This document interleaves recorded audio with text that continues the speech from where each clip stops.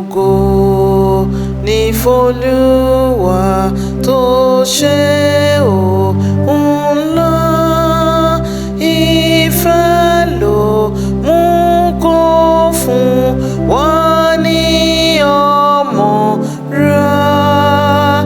Ẹni tó fẹ̀mí rẹ̀ lélẹ̀ f'ẹ̀ṣẹ̀ wa, tó sì ṣílẹ̀kùn ìyè sílẹ̀ fún wa.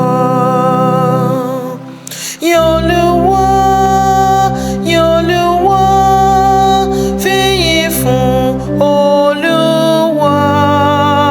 Yìn Olúwa, yìn Olúwa, ẹ yọ̀ níwájú rẹ̀.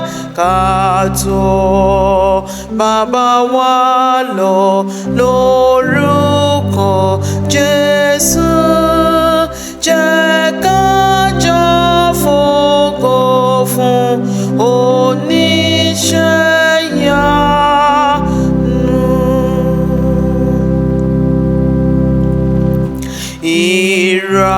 Ìràpadà kíkún tí ẹ̀jẹ̀ rẹ̀ rọ̀ fẹ́nikẹ́ni tó gba ìlérí rẹ̀ mọ́.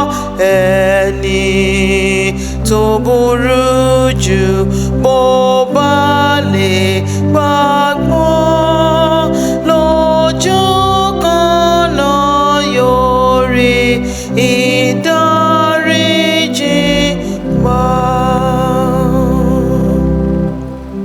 Yìn Olúwa, yìn Olúwa, fìyìn fún Olúwa. Yìn Olúwa, yìn Olúwa, ẹ yọ̀ níwájú rẹ̀.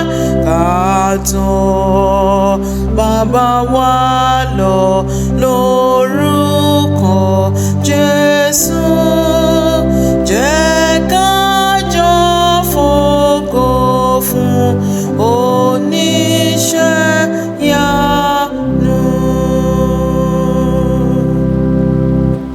Oṣó ńlá fún wa, ó dá wa lọ́lá, ayọ̀ wa ní kíkún nínú ẹ̀jẹ̀ rẹ̀.